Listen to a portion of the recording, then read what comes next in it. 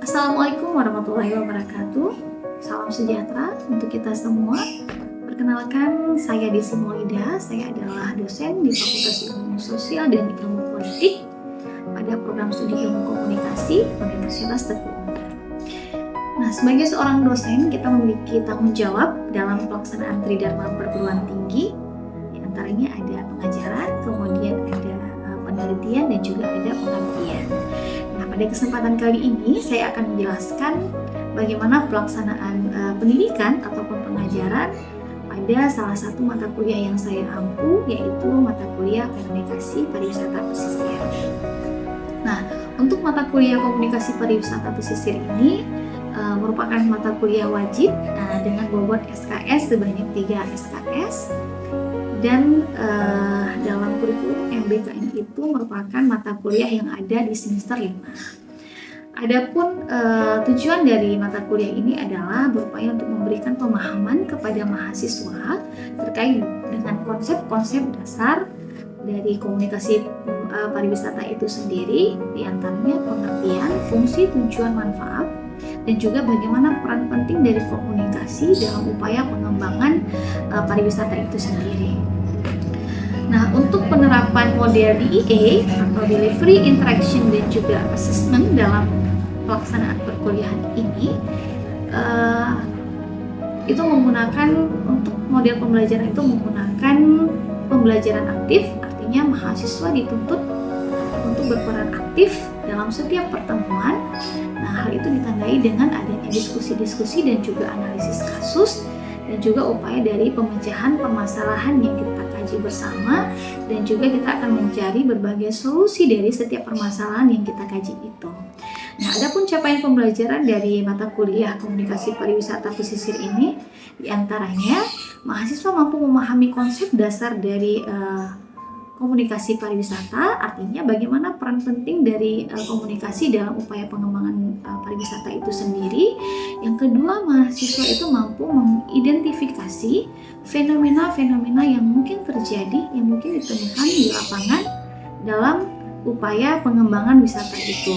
Nah, yang ketiga, itu mahasiswa mampu menganalisis setiap kasus yang ditemukan, baik yang ditemukan secara di lapangan secara real maupun dari jurnal-jurnal ataupun artikel-artikel yang kemudian dianalisis, dan juga kita akan mencari solusi alternatif berdasarkan teori yang sudah kita pelajari. Nah, mata kuliah Komunikasi Pariwisata Pesisir ini memiliki 9 bidang kajian.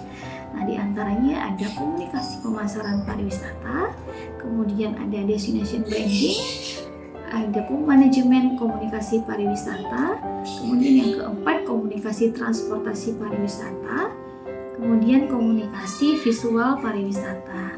Nah, selanjutnya ada fokus yang keenam, itu komunikasi kelompok pariwisata. Selanjutnya ada komunikasi online pariwisata. Nah, di sini kita membahas bagaimana pemanfaatan dari media online dalam hal pemasaran pariwisata ataupun produk wisata.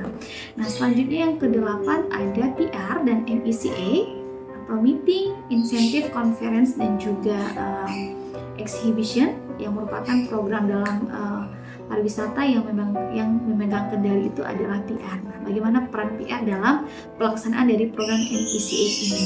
Nah, selanjutnya pada fokus kajian ke-9 ada riset komunikasi pariwisata. Nah, di sini kita akan menelaah dan juga mereview jurnal-jurnal yang berkaitan dengan komunikasi pemasaran pariwisata.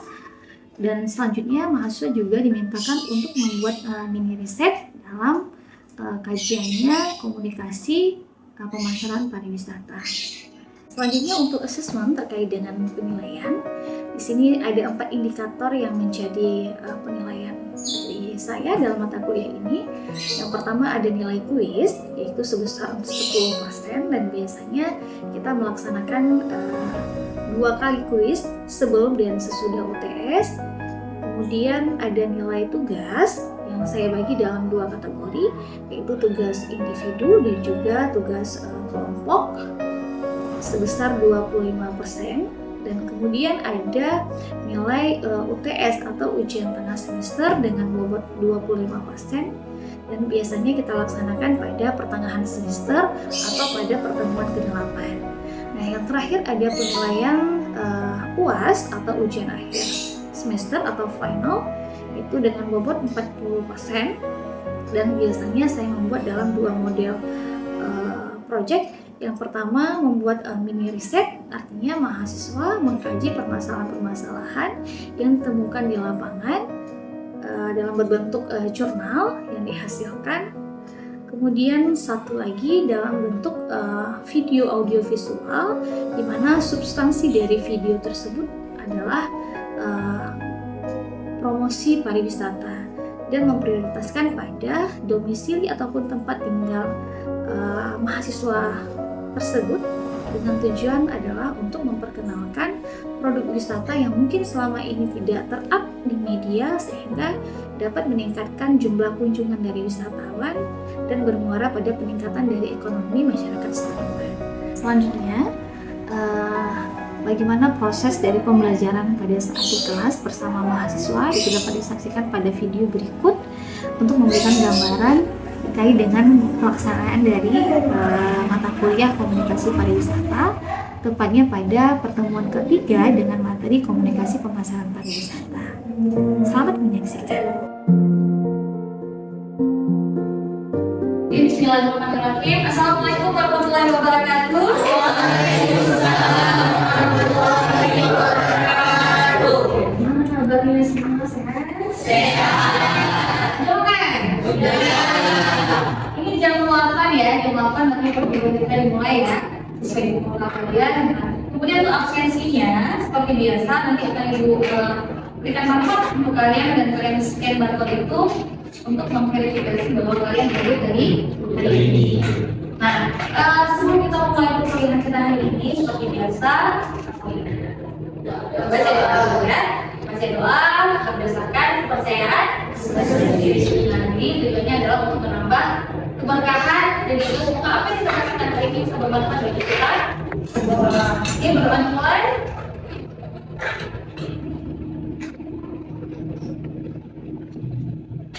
Doa selesai.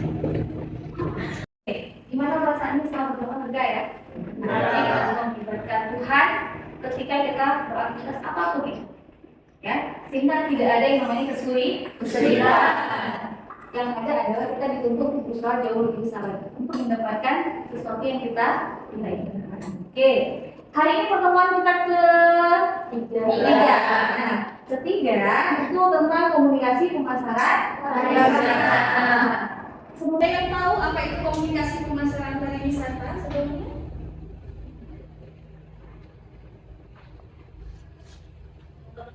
Perkenalkan.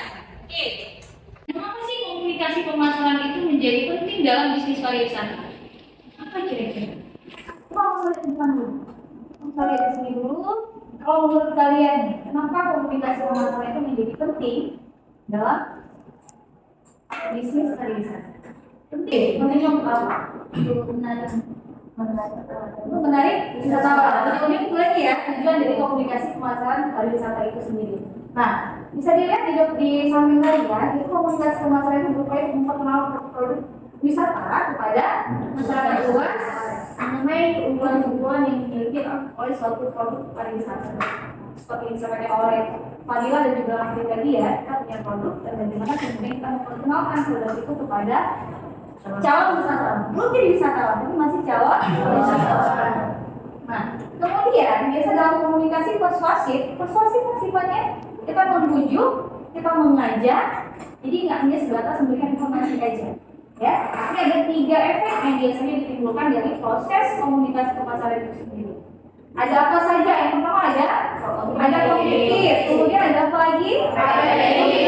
Apa lagi yang ketiga? Motif. Nah, kognitif itu adalah sesuatu yang berkaitan dengan pengetahuan. Pengetahuan artinya ketika orang yang awalnya nggak tahu menjadi tahu. Tahunya dari mana? Dari pemasaran tadi. Ketika ada pihak promotor katakanlah seperti itu, dia punya produk kemudian mempromosikan kepada target marketnya ataupun calon konsumen ataupun calon wisatawan, yang awalnya calon wisatawan itu nggak tahu menjadi tahu. Itu berbicara di sini ya, kognisinya. Jadi di kepalanya itu. Nah, kemudian tahap yang selanjutnya itu ada afektif. Apa itu afektif? Kalau tadi berbicara pengetahuan, kita nggak tahu menjadi tahu. Afektif itu berangkat lebih tinggi lagi dibandingkan dengan fungsi tadi. Jadi ketika udah tahu ada rasa di situ. Kalian tertarik nggak? Rasa apa? Rasa yang bersahaja, bukan, gitu ya. Jadi afektif itu ada rasa, ada ketertarikan, kita senang dengan informasi itu. Efek yang lebih tinggi lagi yaitu efek yang sifatnya normatif. Normatif itu apa? Gimana? Setelah kalian, misalnya kalian udah tahu informasi itu, kemudian ada rasa, terus apa yang kemudian kalian lakukan? Membeli. Nah, artinya apa? Berbicara terkait dengan pengambilan keputusan. Ketika kita udah tahu, udah tertarik, kita beli nggak? Beli. Nah, itu juga dalam konteks pariwisata. Kalian nggak tahu misalnya ada satu tempat yang memang bagusnya luar biasa, kemudian kalian tahu dari promosi itu, ada rasa untuk mengunjungi sampai kemudian kalian mengunjungi tempat itu. Berhasil nggak kira-kira? Berhasil. Komunikasi pemasaran pariwisata berhasil.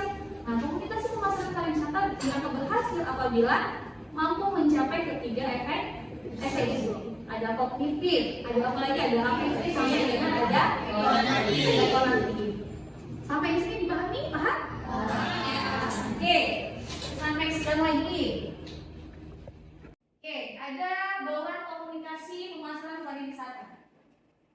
Ya, bauran komunikasi pemasaran pariwisata ataupun marketing mix communication. Nah, kalau dapat itu, ada nanti materi komunikasi pemasaran sebelumnya? Ada. Dapat itu? Dapat pastinya ya. Harusnya dapat. Nah, kalau dulu kita itu belajarnya pada saat masih kuliah itu masih 4P. 4P, P yang pertama apa? Udah. Apa lagi? Kasih dulu ya, mau saya kesini dulu. Ini udah 7P. Kalau dulu ada produk, kemudian apa lagi? Apa lagi? Ada place dan ada sampai di situ. Ini cuma 4 aja, ya. Kemudian sampai hari ini komunikasi kan ilmu yang terus berkembang ya, akan mengikuti setiap perkembangan zaman dan biasanya itu akan menghadirkan konsep-konsep baru lagi. Nah sekarang itu nggak 4P lagi, tapi sudah menggunakan 7 PS itu. Tambahannya apa di situ? Apa yang membedakan 4P yang kalian sebutkan tadi dengan 7P yang ada di sini? Apa tambahannya? Ada proses, kemudian apa lagi? Dan ada people-nya. Nah, kita berangkat di produk dulu nih. Oke, produk. Kalau kalian mendengar kata produk, yang terbayang di pikiran kalian apa? Barang. Kalau jasa bukan. Kalau produk wisata gimana? Yang kalian bayangkan itu apakah kalian membeli souvenirnya berbentuk barang yang bisa dipegang? Bisa dipegang kan? Terlihat secara visual, terlihat kalian bisa merabanya, fisiknya ada. Apakah itu atau seperti apa? Produk itu akan selalu berbentuk barang. Produk itu bisa berbentuk barang, bisa berbentuk jasa. Artinya bisa barang, bisa jasa. Ya. Kalau dalam konteks pariwisata itu misalnya jasanya apa? Yang berbau-bau dengan pariwisata. Ada tour guide di situ. Yang dijual apa ya? Barangnya mereka menjual itu mereka enggak? Jual, tapi yang dijual adalah jasanya. Ya kan, jasa tour guide, pemandu wisata. Kalian membayar itu, kalian membayar nggak? Bayar, kita keluarkan uang untuk bayar mereka. Yang kita bayar bukan mereka, tapi jasa yang mereka berikan kepada kita. Ya. Nah biasanya dalam produk wisata itu nggak jauh-jauh dari 4A. Atau dikenal dengan misal komponen dari produk wisata. Yang pertama ada attraction, kemudian ada amenity, accessibility sampai dengan accessibility. Attraction itu apa? Atraksi bahasa Indonesianya. Sering kali ya. Promotion apa? Promosi. PR apa? Promotion. Itu. Ya, tapi apa sih definisi dari kata-kata misalnya attraction? Atraksi memang. Nah, ini maksud dengan atraksi itu apa? Apakah harus beratraksi? Orang beratraksi di situ joget balik? untuk menarik minat wisatawan. Apakah seperti itu? Nah, tapi berbicara terkait dengan daya tarik wisatanya, apa sih yang menjadi keunggulan ataupun misalnya diferensiasi tempat itu berbeda dari tempat yang lain, misalnya itu menjadi value ya, menjadi sesuatu nilai yang kemudian bisa menjadi bisa menjadi sebuah keunggulan dari produk wisata yang mereka tawarkan itu. Jadi daya tarik itu berbicara terkait dengan potensinya apa sih yang dimiliki di suatu daerah itu untuk kemudian dijual, ya, bukan dijual tempat wisatanya, tapi bisa dinikmati oleh wisatawan ketika berkunjung ke situ. Nah, kemudian ada amenity apa? Amenitas kalau bahasa Indonesia. Nah, amenitas itu adalah pelayanan, sarana, apakah fasilitas juga, prasarana juga. Nah, apa sih yang termasuk dalam sarana dan prasarana dari produk wisata itu? Contohnya apa? Ada hotel, kemudian ada apa lagi? Tempat makan juga. Kalian nyaman nggak ketika misalnya kalian menempuh jarak yang cukup jauh sampai 7 jam perjalanan dari tempat kalian tinggal ke tempat wisata, tapi nggak ada penginapan di situ? Otomatis kalian kan harus PP kan, pulang pergi kan? Sedangkan yang kalian bayangkan ketika sampai ke sana, cari penginapan, istirahat dulu, baru kemudian kalian menikmati produk-produk wisata yang ada di tempat itu. Nah, ketika kalian nggak menjumpai penginapan sama sekali di situ, apa yang kalian rasakan pada saat itu? Kecewa nggak? Kecewa. Nah, itulah gunanya komunikasi pariwisata. Bagaimana hal-hal yang seperti itu dikomunikasikan, dipublikasikan, diinformasikan kepada calon wisatawan, sehingga calon wisatawan punya perkembangan. Jadi kalau 7 jam itu harus PP, nggak mungkin lah. Apalagi bawa anak bayi kan, bawa anak kecil, sangat lelah di jalan. Yang awalnya kita berniat untuk menikmati wisata, yang identik dengan senang-senang, justru yang kita dapatkan kebaikan dari itu. Ya, jadi artinya apa? Amenitas itu menjadi sesuatu yang harus disempurnakan, harus dikelola dengan baik oleh pihak pengelola wisata, sehingga memberikan kepuasan yang sangat besar kepada si wisatawan.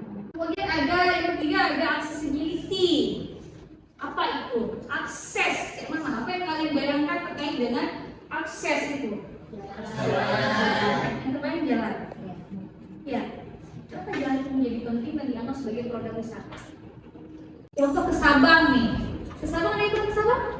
Ke Sabang? Nanti kita akan ke Sabang ya. Insya Allah ya.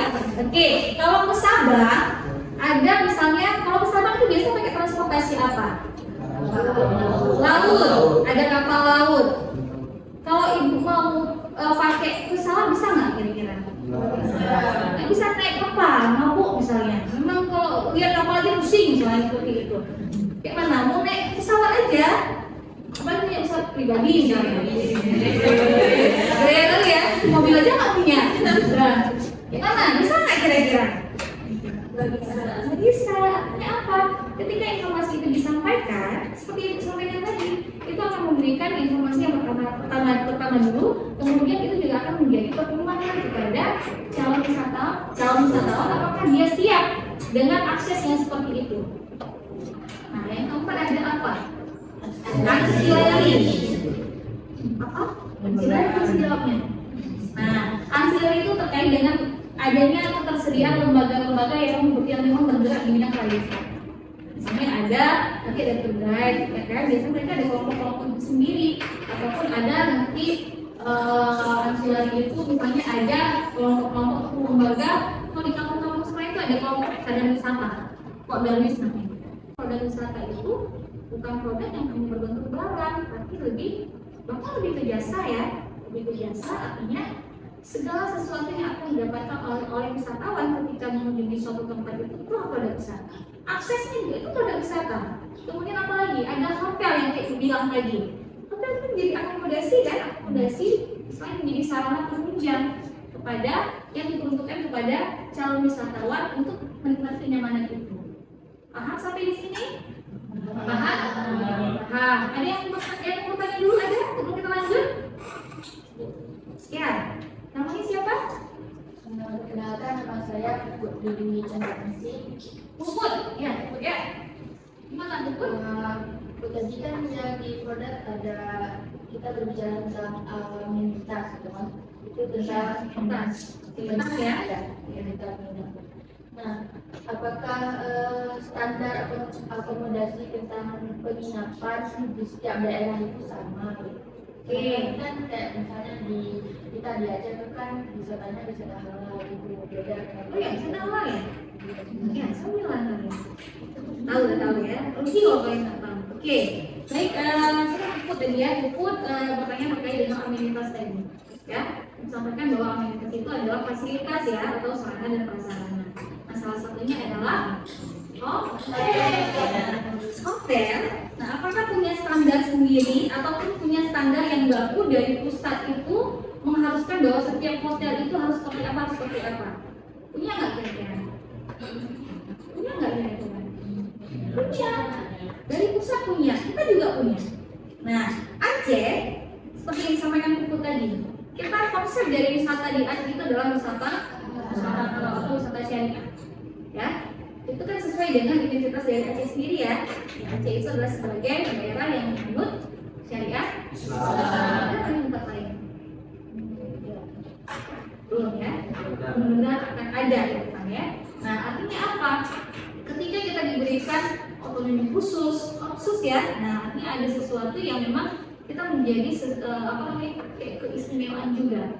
Nah, terkait dengan syariat Islam tadi, kita karena kita merupakan daerah yang menganut syariat Islam, kemudian disinkronkan dengan konteks pariwisata yang berbasis syariat juga yang kita kenal dengan pariwisata halal, kita semua punya kanun sendiri. Memang kanun itu kan nggak mungkin melenceng dari aturan pusat kan? Nah, artinya kanun yang dibuat itu tentu turunan dari aturan-aturan yang dibuat di tingkat paling atas dulu. Nah, kanun itu kanun nomor 8 tahun 2013 tentang kepariwisataan Aceh. Nah, di situ diatur setiap hotel yang pertama itu memang harus menjaga higienitas dan juga kebersihan dari setiap kamar. Setiap kamar, setiap ruangan harus bersih. Ya, Islam kan suka yang bersih kan? Kita dianjurkan bersih, kemudian nggak boleh jorok dan sebagainya. Nah, kemudian terkait dengan kamar, apakah boleh pasangan penghuni berada dalam satu kamar kalau di Aceh? Nggak boleh. Di tempat lain boleh nggak? Nggak boleh. Nggak boleh juga ya. Kemudian apa lagi? Kemudian di Aceh, kalau mungkin di tempat lain belum menerapkan sampai sejauh itu, di Aceh itu biasanya ketika kita masuk ke hotel itu ada istilahnya pemeriksaan yang seperti apa yang dimaksud? Kita minta KTP dulu, minta KTP. Ibu rasa di tempat lain juga minta KTP ya sebagai kartu identitas ya. Kemudian satu lagi diminta untuk nikah kalau kita pergi bersama lawan jenis. Nah, itu untuk mengkonfirmasi apakah kita sudah menikah atau belum. Kalau belum nikah dan belum nggak ada buku nikah yang bisa kita tunjukkan, otomatis kita nggak boleh masuk ke situ. Artinya apa? Kita punya regulasi, kita punya kebijakan lokal yang kemudian kita terapkan, dan itu merupakan bagian dari kebijakan juga, kebijakan dalam konteks pariwisata tadi. Ya, karena wisata halal otomatis sesuatu yang diatur di situ harus berbasis pada syariat Islam. Nah, kemudian apa lagi? Pokoknya nggak boleh berboncengan antara cewek sama cowok, ataupun nggak boleh berdua-duaan di tempat-tempat yang katakanlah agak remang-remang, itu nggak boleh ya. Nah, bahkan ketika pelaku usaha itu mendirikan sebuah usaha, ada kafe misalnya, mereka punya kafe itu di apa namanya di sekitaran destinasi wisata, itu juga harus ada izinnya dulu. Izinnya dari siapa datanya? Dari dinas perizinan, bukan dinas pariwisata. Tapi dinas pariwisata itu bertanggung jawab dan mereka biasa menjadi fasilitator. Ketika membuat usaha di tempat wisata, mereka akan cross check dulu. Ada beberapa indikator yang harus dipenuhi oleh pelaku usaha ketika dia akan mengoperasikan tempat itu menjadi tempat dia berjualan. Yang pertama misalnya tempat itu harus menyediakan kamar mandi. Nah, kemudian apalagi tempat itu harus menyediakan musola, tempat beribadah.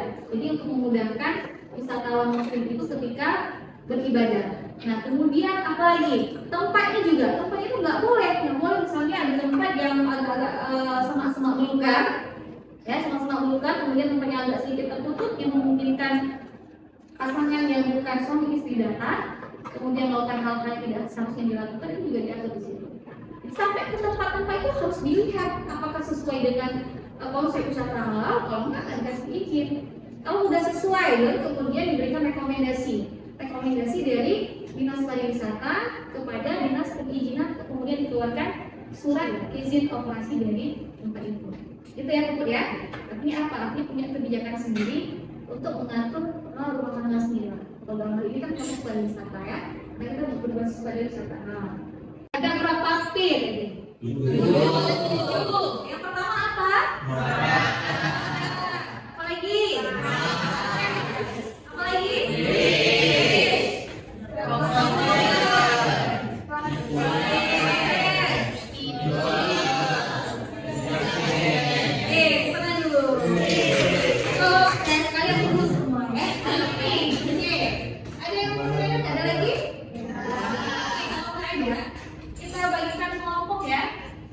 Pembagian kelompok itu hitung 1 sampai 5 nanti. Jadi yang satu bergabung di kelompok 1, yang 2 dan seterusnya. Ya, tugas kelompoknya adalah kita mengkaji satu contoh produk wisata yang akan kita kaji dengan menggunakan 7P itu. Ya, paham ya? Nah, oke. Sekarang mau dihitung dari sini dulu. 1, 2, 3, 4. 1, 2, 3, 4. Oke. 2, 3, 4, 5. 2, 3, 4, 5. Nah sekarang mau diambil posisi terus. Yang 1 sama yang 1 yang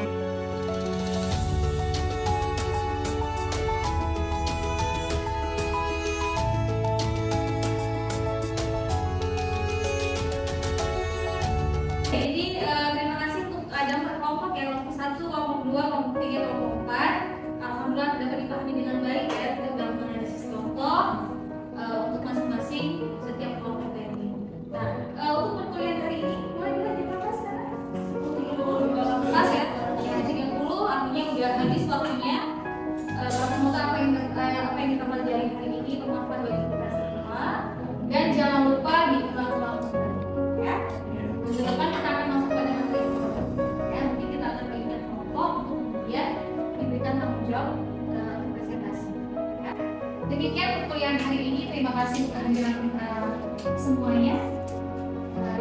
Assalamualaikum warahmatullahi wabarakatuh.